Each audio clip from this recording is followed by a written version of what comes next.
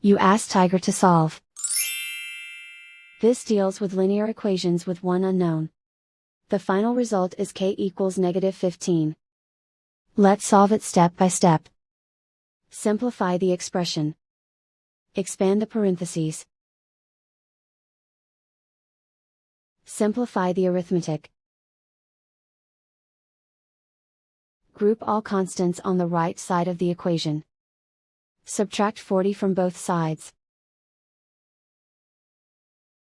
Simplify the arithmetic.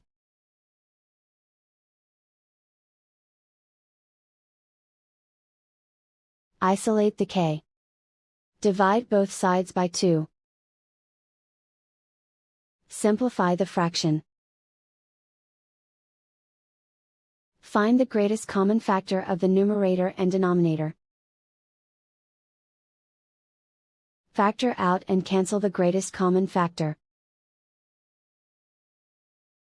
And so the final result is k equals -15.